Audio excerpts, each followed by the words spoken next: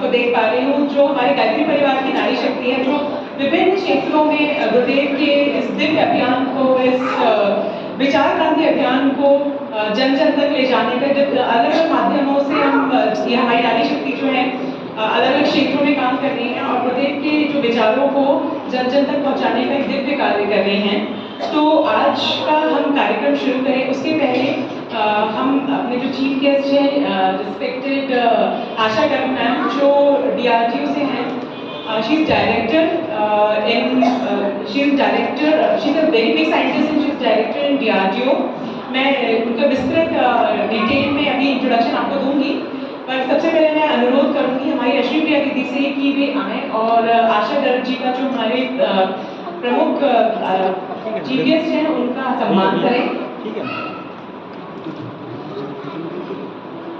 रश्मि प्रिया दीदी DRG group की director हैं, डायरेक्टर हैं और बहुत ही अच्छे तरीके से गुरुवर का काम करते हैं। और मैं पूजा दीदी से अनुरोध करूंगी कि वे टोकन गिफ्ट प्रेजेंट करें।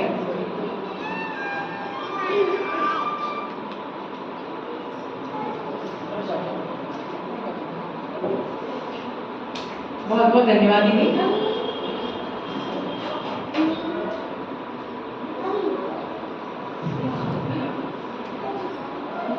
वैसे तो भगवान ने सभी दिन बहुत खास बनाए हुए हैं, लेकिन हम लोगों ने अलग अलग नाम देकर उन्हें और भी खास बना देते हैं और इन खास दिनों को हम सेलिब्रेट करते हैं और कुछ खुशी के पल संजो लेते हैं। इसी श्रृंखला में आज का दिन जो हम महिला दिवस के रूप में मनाने जा रहे हैं, उसका अपना एक खास महत्व है, जो हमें ये स्मरण कराने के लिए है कि नारी पहले भी महान थी और आज भी महान है। नारी शक्ति माता के रूप में, बहन के रूप में, पुत्री के रूप में और पत्नी के रूप में न केवल परिवार संस्था को सशक्त बनाने का वरन सारे समाज को प्रगति के पथ पर प्रशस्त करने में एक महती भूमिका निभाती रही है। अपने विभिन्न रूपों में वे सदैव मानव जाति के लिए त्याग, बलिदान, स्नेह, सहिष्णुता का प्रतीक मानी जाती रही है। पर कुछ गुरुदेव द्वारा दिया गया नारा 21वीं सदी नारी सदी मात्र एक यूटोपिया नहीं है, वास्तविकता है और इसे साकार रूप में पुरुषार्थ करने के लिए परम पूज्य गुरुदेव एवं वंदनीय माता जी ने नारी जागृति अभियान का शंखनाद किया था। तभी से बहुत विस्तृत रूप में नारी शक्ति अलग अलग क्षेत्रों में कार्यरत है। पूज्यवर का मत था कि अगले दिनों नारी स्वाभाविक रूप से अधिक समर्थ, कुशल और सुसंस्कृत बनने जा रही है। अंधकार युग से उबर कर अनेक सब प्रवृत्तियों की तरह नारी भी अब नए सिरे से अपने वर्चस्व का परिचय देने के लिए उभर आ रहे हैं। इसी कल्पना ये सिर्फ कल्पना या संभावना नहीं है, यह एक सुनिश्चितता है। अपने प्रतिभावान नारियों के माध्यम से अब नारी शक्ति अपनी काबिलियत, अपनी महत्ता, अपनी उन्नति, विकास और वर्चस्व का परिणाम दे रही है। ऐसे ही कुछ बहुत सशक्त और प्रतिभाशाली महिलाएं हमारे बीच आज उपस्थित हैं, जो न केवल अपने गृहस्थ जीवन को सुखी समुन्नत बना रही हैं, बल्कि सामाजिक और आध्यात्मिक क्षेत्र में भी अपनी सहभागिता दे रही हैं और अपने कार्य क्षेत्र में भी बहुत प्रतिष्ठित पदों पर कार्यरत हैं और अपनी उत्कृष्टता सिद्ध कर रही हैं। सबके नाम लेना तो यहाँ पॉसिबल नहीं है, पर कुछ जो हमारे प्रतिभाशाली नारी शक्तियाँ हैं, जो विभिन्न कार्य क्षेत्रों में गायत्री परिवार के कार्यों को आगे लेकर जा रही हैं और अपने कार्य क्षेत्र में भी बहुत आगे है, तो उन कुछ प्रतिभाशाली जो हमारी नारी शक्ति है उनका एक बहुत ही ब्रीफ में मैं एक डिस्क्रिप्शन देना चाहूँगी। हमारे बीच भावना त्रिपाठी दीदी हैं, जो फार्माकोलॉजी और टॉक्सिकोलॉजी में उन्हें PhD किया है US से और अभी कर्नाटका गवर्नमेंट में चीफ डेवलपमेंट ऑफिसर है। हमारे बीच प्रतिभा शर्मा दीदी हैं, जो central excise and custom department में टैक्स असिस्टेंट हैं। जानकी जोशी दीदी हैं, जो बैंक ऑफ इंडिया में सीनियर मैनेजर हैं। आपने अभी हमारी रश्मि प्रिया दीदी को और पूजा शर्मा दीदी को देखा, जो अपनी अपनी कंपनियों में डायरेक्टर के पोस्ट पे हैं और बहुत ही अच्छी तरीके से अपनी कंपनियां संभाल रही हैं। हमारे साथ दीपा साहू दीदी हैं, जो एक MNC में HR के पोस्ट पे हैं और प्रीति सिंह दीदी हैं, जो वॉल्वो कंपनी में as specialist load inseminator and analysis में है। और हमारे साथ चिकित्सा के क्षेत्र से भी हैं डॉक्टर मौली सोनी दीदी और मधु गुप्ता दीदी, जो अपने अच्छे कार्यों से समाज की सेवा भी कर रही हैं, गुरुवर का काम भी कर रही हैं। तो इस समस्त नारी शक्ति को हमारा बहुत बहुत नमन मंदिर, जो गुरुवर के काम को भी उतने अच्छे से कर रही हैं और अपने परिवार को संभालते हुए अपने कार्य क्षेत्र में भी अपनी प्रतिभा को प्रदर्शित कर रही हैं। तो और आज हमारे बीच में जो हमारे चीफ गेस्ट हैं और जो हमारी स्पेशल गेस्ट है, वो बहुत ही ज़्यादा प्रतिभाशाली और बहुत सम्माननीय हैं, जो अपने कार्य क्षेत्र में जिनने बहुत ही बड़ा योगदान दिया है।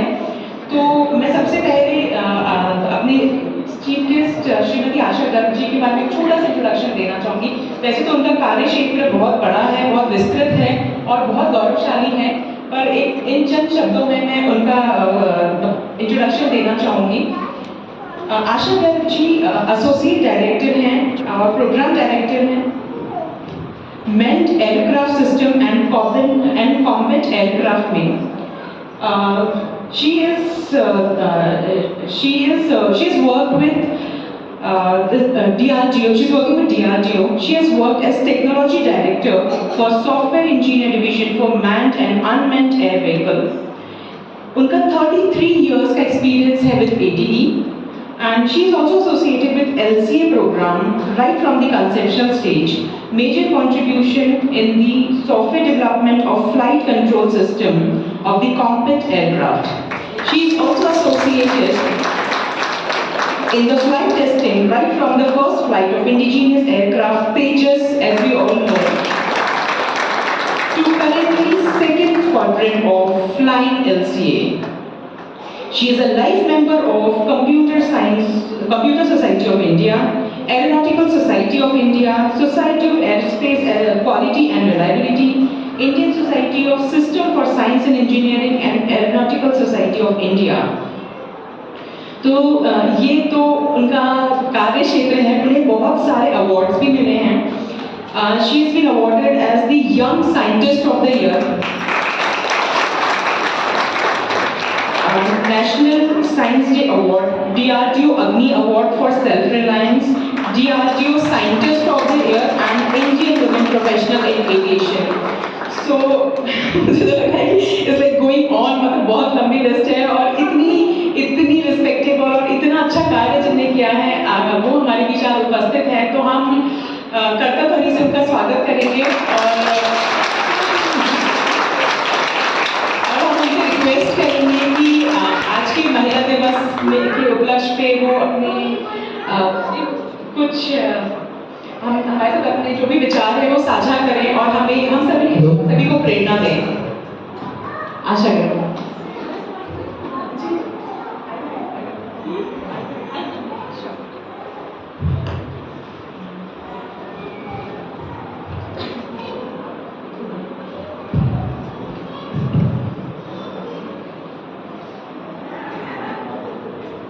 यहाँ उपस्थित सभी श्रोतागणों को मेरा अभिनंदन, सभी बड़ों को चरण स्पर्श, छोटों को बहुत बहुत प्यार।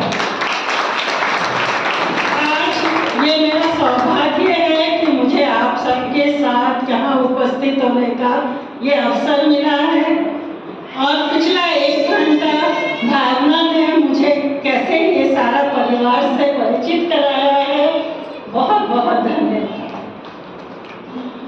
महिला दिवस के इस अवसर पर मैं आप सबको अपने विचारों से अवगत कराऊंगी, लेकिन एक मेरा विनम्र निवेदन है, अगर आप मेरे विचारों से असहमत भी हो तब भी एक बार मेरे दृष्टिकोण से सोचिएगा जरूर, क्योंकि मेरा दृष्टिकोण हो सकता है आपसे थोड़ा अलग। तो शुरुआत करूंगी एक कवि की कविता से जो आप सब महिलाओं को समर्पित है और आप सब पुरुषों के लिए एक फॉर इंफॉर्मेशन है। सजग, सचेत, सबल, समर्थ आधुनिक युग की नारी है, मत मानो अबला इसको, सक्षम है, बलधारी है। बीत गई वो कल की बेला, बीत गई वो कल की बेला, जीती थी वो घुट-घुट कर, कुछ ना कहती सब कुछ सहती, आंसू पीती चुप चुप कर। आज बनी है युग की निर्माता, हर बाधा उससे हारी है। चार दीवारी का हर बंधन तोड़ घर से वो बाहरी है। हर समाज और देश में उसने अपनी जगह बनाई है। ऊंचे ऊंचे पद पर बैठी सम्मान की वो अधिकारी है। तो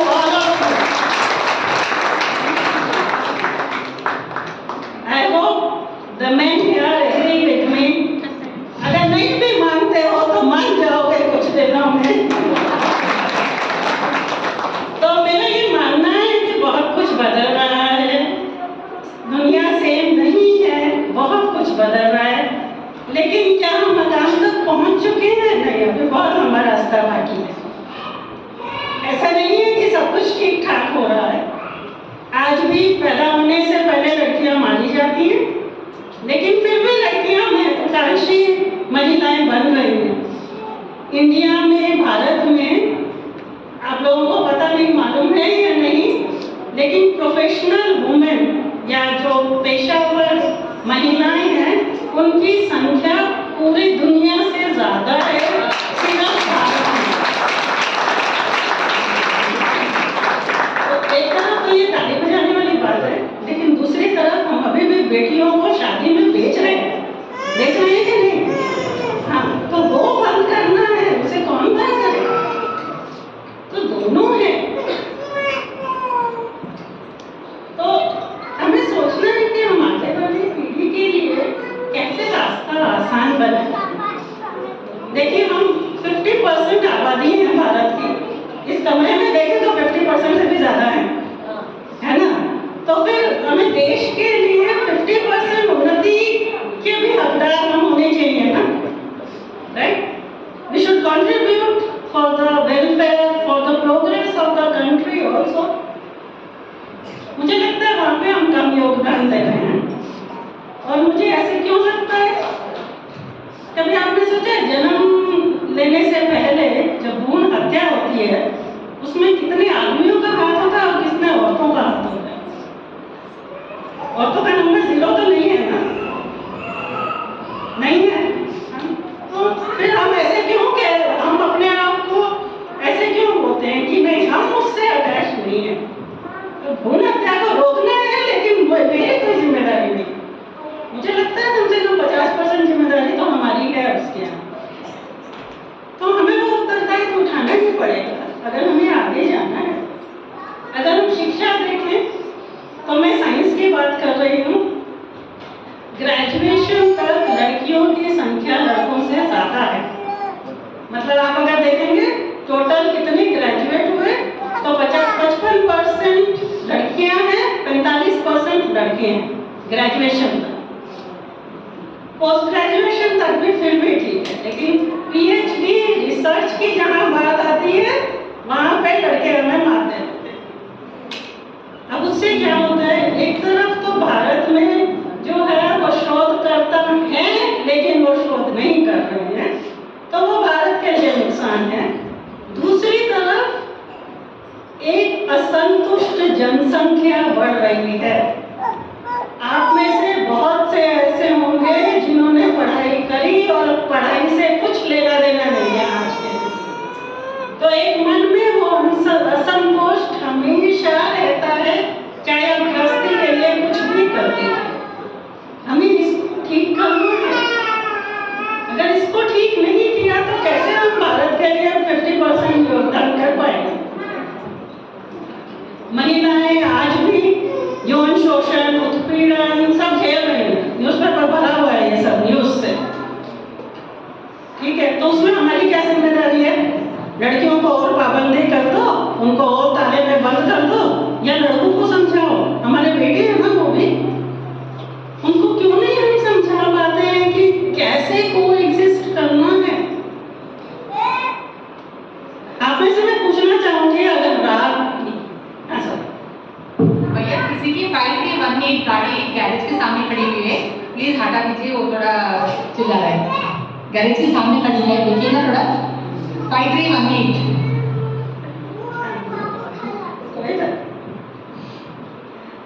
तो मैं बात कर रही थी कि आप में से कितनी लड़कियां हैं जो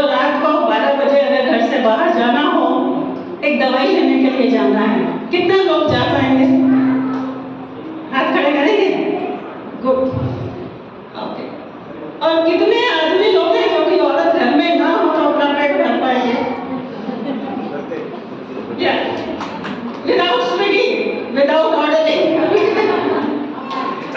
सो यही मतलब बैलेंस हमें थोड़ा संतुलन ज्यादा बनाने का है, जो बचपन से शुरू करने का है। ओके, जब बच्चे छोटे छोटे होते हैं तब से, यहाँ कितने सारे छोटे छोटे बच्चे हैं। अब अगर बेटी है, आप उसको एक गाड़ी ला के, एक बेटा है एक बेटी, आप बेटे को गाड़ी देंगे, बेटिया को गुड़िया देंगे, क्यों?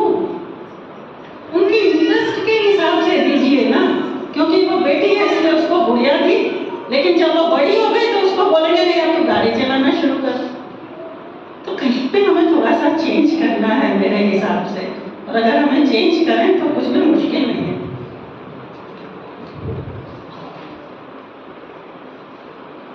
तो जहाँ तक मेरी बात है, मेरे से रिक्वेस्ट किया गया था कि मुझे अपने बारे में बोलना है, जो बहुत मुश्किल काम है, तो इसकी कोशिश करूँगी। मैं एक मध्यम वर्ग परिवार से हूँ, दिल्ली में मेरी परवरिश हुई और लड़की थी, मैं 1960 की बात कर रही हूँ। लड़की थी, लड़की के हिसाब से घर के नियम पाबंदी सब थे, ऐसा नहीं था कि कुछ खास फैमिली में थी। घर से बाहर निकलने में पाबंदी थी। अभी मैंने पूछा आपसे, दवाई लेने बाहर जाना हो, वहाँ से मैंने शुरू किया था घर से बाहर निकलना। दवाई की ज़रूरत थी, घर में कोई नहीं था दवाई लाने के लिए, मैं जाऊँगी दवाई लेने के लिए। एक बार घर से बाहर निकलो तो पता चलता है ऐसा कुछ नहीं है जो तुम्हें खा जाएगा बाहर घर निकलने से, तो फिर वो आत्मविश्वास चढ़ता है। ग्रेजुएशन किया, ग्रेजुएशन तक मैं दिल्ली में ही की थी, दिल्ली यूनिवर्सिटी से ग्रेजुएशन किया, कंप्यूटर साइंस में किया। उस टाइम ये वाला फील्ड जो है अभी शुरू ही हो रहा था, मैं सेकेंड बैच हूँ कंप्यूटर साइंस की, तो बस शुरू हो रहा था उस टाइम नया फील्ड। उसके आगे मुझे पढ़ना था पोस्ट ग्रेजुएशन, उसके लिए मेरा इंदौर में एडमिशन हुआ और ये एक DRDO की जॉब थी जो कि वजीफे के साथ थी, और उसके बाद ट्रांसफर गेजेटेड ऑफिसर का पोस्ट था। आप सब ताली बजा रहे हो, कि मेरे घर में तो दूसरी तरह की तालियां बज रही थी। एक लड़की, उसको बाहर भेजना है घर से। अरे मेरा घर परिवार तो छोड़ो, पूरे गांव की कोई लड़की हॉस्टल में नहीं रही थी अभी तक, तो इसको कैसे इंदौर भेजेंगे? ऐसे कैसे होगा?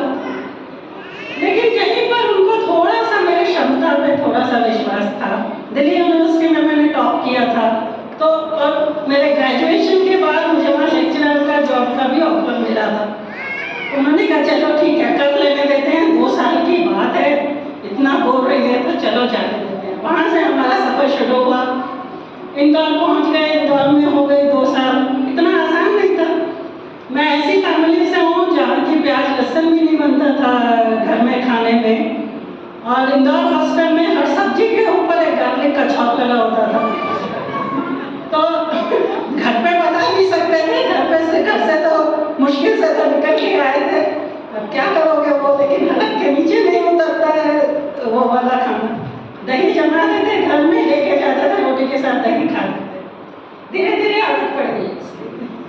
2 साल हो गए। अब 2 साल के बाद हमसे पूछा जाता है कि आप DRDO की कौन से लैब में काम करना चाहोगे, तो काम के हिसाब से हमें बेंगलोर की लैब बहुत पसंद आ रही थी, जहाँ पे अनमैन्ड एयरक्राफ्ट पे काम हो रहा था। अनमैन्ड एयरक्राफ्ट मतलब जहाज, लड़ाकू जहाज जो कि लड़ाई में काम करते हैं। DRDO जो है वो सब हमारी फौज जो है उनके लिए सामान बनाता है, तो ये जहाज बनाने का काम था, और ये जहाज को उड़ाना था पायलट के बिना।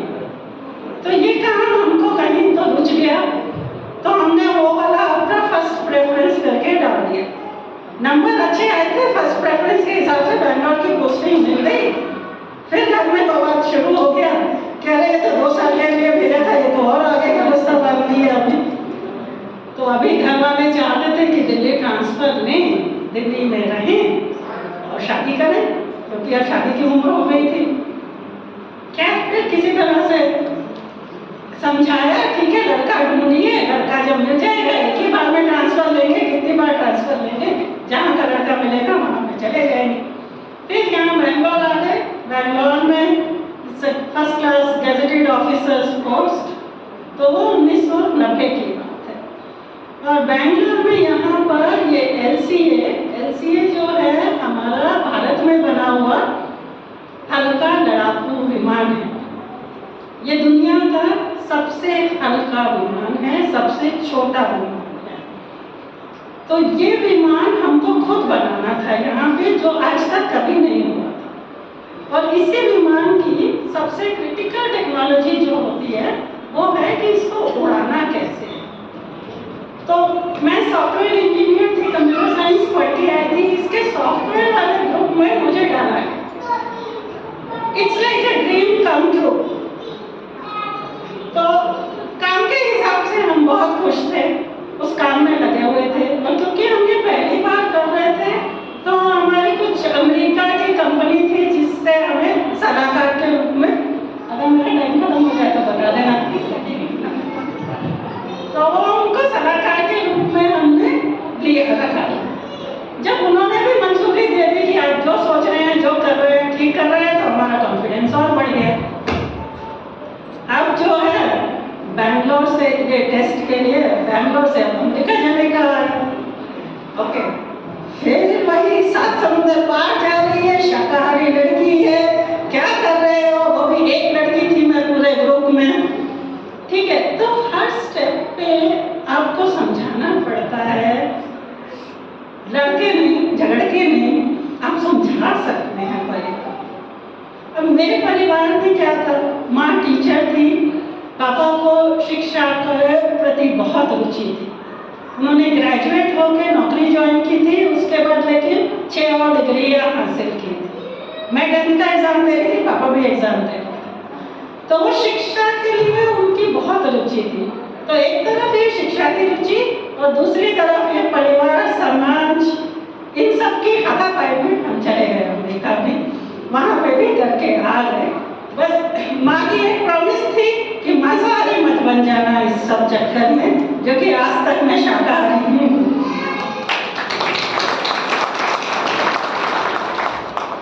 तो काम की तरफ अगर आए तो काम के चक्कर में भी बहुत बाहर जाना पड़ता था। जब हम LCA बना रहे थे, सब अलग अलग जाके हमें ट्रायल्स करने होते थे, बहुत गर्मी के क्षेत्र में, ऊंचा क्षेत्र में, बहुत ठंडी के क्षेत्र में, सब जगह। और ये यूजुअली एयरफोर्स स्टेशन होते थे। एयरफोर्स पे उस टाइम पे कोई महिलाएं नहीं होती, तो वहाँ पे एक महिला शौचालय भी नहीं होता। तो आप क्या करोगे? पूरा दिन भर आपको सुबह से रात तक काम करना है। तो हमने क्या किया, हमने पुरुषों से ही पुरुष का शौचालय खाली कराया। किसी पुरुष को ही पकड़ते थे कि आओ भैया इसको खाली करो, और हम अपना काम करते हैं। अब अगली बार जब हम उसी स्टेशन पर गए तो वहाँ पे महिला शौचालय बन चुका था। तो कभी कभी मेरा इस उदाहरण से ये कहना चाहती हूँ कि कभी कभी पुरुषों को पता ही नहीं होता कि हमें क्या चाहिए। हम ये सोचते रहते हैं, अरे वो सोचना चाहिए, सोचना चाहिए, कुछ नहीं होता, जो चाहिए मान लो। उनको बता दिया तो उसके आगे करके देंगे। फिर बिटिया है एक मेरी, बिटिया के लिए सब कुछ किया है मैंने अपने हिसाब से, और पोस के अच्छा इंसान बनाने की कोशिश की है, बाकी समय बताएगा। उसको आजकल मैं देखती हूँ कि माँ से खाना नहीं बनता है बच्चों के डब्बे में। मेरे बिटिया के टीचर की सबसे ज़्यादा कंप्लेंट यही होती थी, बच्चे के डब्बे में रोज मैगी आती है, रोज खाना अलग अलग जाता था उसके डब्बे में। ट्यूशन कभी नहीं लगाई मैंने उसकी, क्योंकि मुझे खुद को पढ़ाने का बहुत शौक था, और मैं अपनी एक बेटी को नहीं पढ़ा पाई तो उससे ज़्यादा क्या अधिकार होगा मेरे। लेकिन वो जो सीखना चाहती थी वो सब कुछ उसको ज़रूर सिखाया। उसने हॉकी सीखी, तबला सीखी, ब्लैक बेल्ट है कराटे की, ओडिसी की क्लासिकल डांसर है, हिमालय ट्रेक किया है, आर्टिस्ट है, टेक्नोलॉजिस्ट है। मेरी तरफ से कोई पाबंदी नहीं थी, मेरे परिवार की तरफ से कोई पाबंदी नहीं थी कि वो किस तरह, जिस चीज़ में उसका इंटरेस्ट है वो उठाए। All we can do is we can expose them to different things. उसके बाद उनका अपना है कि वो क्या करना चाहते हैं, लेकिन as a parent we must expose them to the world. बहुत सारी किताबें पढ़ाई, मेरे हिसाब से किताबें पढ़ना एक बहुत बहुत ज़रूरी है सारी एज के बच्चों के लिए। उसके लिए आपको थोड़ा टाइम स्पेंड करना पड़ता है। तो मैं छोटे से जब मुझे टाइम मिलता था कोई किताब उठा के उसको कुछ कहानियाँ सुनाती थी, और आज वो ना एक पाठिका है, वो एक लेखिका भी है, और महाभारत रामायण की कहानी पे मैं गर्व से कह सकती हूँ आप सबको चैलेंज कर सकती है, वो अपनी दादी नानी को हरा चुकी है।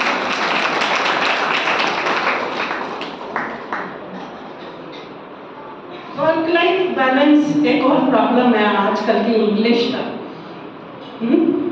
का प्रॉब्लम है, हमारे दिमाग का प्रॉब्लम है। क्या है ये? घर और काम, घर और ऑफिस में संतुलन, राइट? तो इसके लिए एक्चुअली हमें कुछ ज़्यादा नहीं चाहिए, लोगों से थोड़ा सहानुभूति से पेश आओ। मैंने ऑफिस में भी देखा है, ऑफिस में जब मैं काम कर रही थी, मैंने ऑफिस में पूरी पूरी रात भी बिताई है, लेकिन वो रात बिताना वो एक ही तरह से नहीं देखा जाता, वो काम करना है वहाँ पे ऑफिस में। तो लॉन्ग आवर्स ये सब के लिए घर पे और ऑफिस में दोनों में वो अंडरस्टैंडिंग होनी चाहिए। आपकी टीम है, आपकी टीम में किसी को छुट्टी चाहिए, तो बॉस बन के मत सोचो, इंसान बन के सोचो, लेकिन बेवकूफ भी नहीं बनना है। आजकल की जनरेशन बहुत स्मार्ट है, बेवकूफ बनाने में एक्सपर्ट है, तो बेवकूफ भी नहीं बनना है, लेकिन सहानुभूति थोड़ी संवेदना से अगर आप सोचो तो ये वर्क लाइफ बैलेंस प्रॉब्लम अपने आप संतुलित हो जाती है मेरे हिसाब से। और जो प्रोफेशनल यूथ है वो और भी कुछ कुछ इंग्लिश के वर्ड्स आजकल यूज करते हैं। One of them is we are women, we want concessions. अरे वी वांटेड इक्वालिटी, नो? तो जब समानता चाहिए तो फिर ये रियायत कहाँ से आ गई? समानता और रियायत तो नहीं चलती है ना इकट्ठा इकट्ठा। अब एक चाहे वो लड़का हो या लड़की हो आपके टीम पे, अगर बच्चा बीमार है उसको जाना है छुट्टी पे तो ठीक है, जाना है, नहीं वो लड़की है करके उसको छुट्टी देंगे वो गलत है।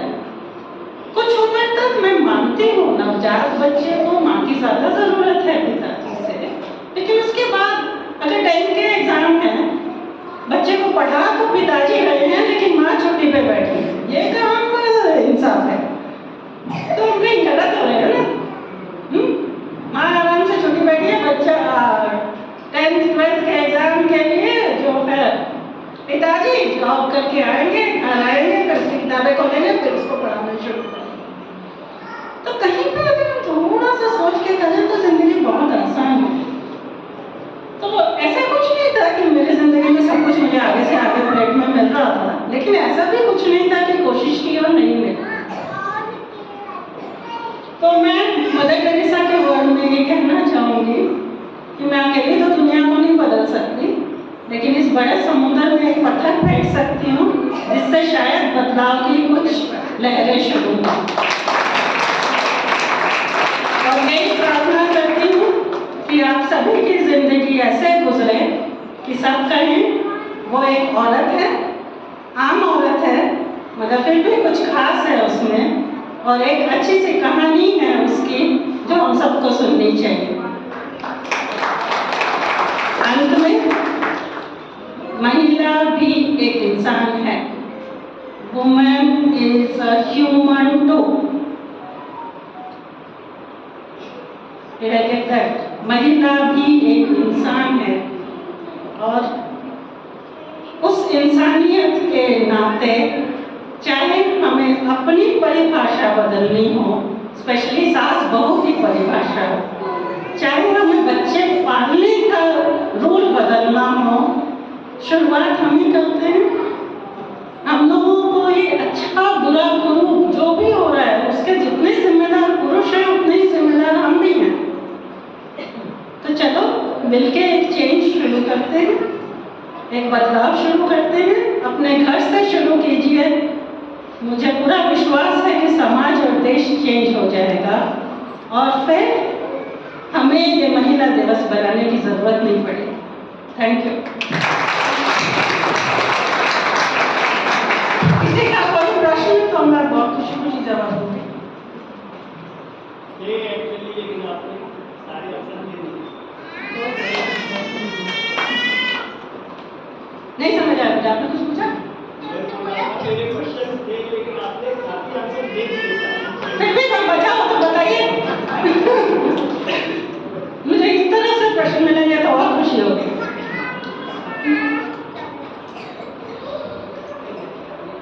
किसी का कोई सवाल नहीं, मतलब या तो किसी को कुछ नहीं समझ आया या सब कुछ समझ आ गया।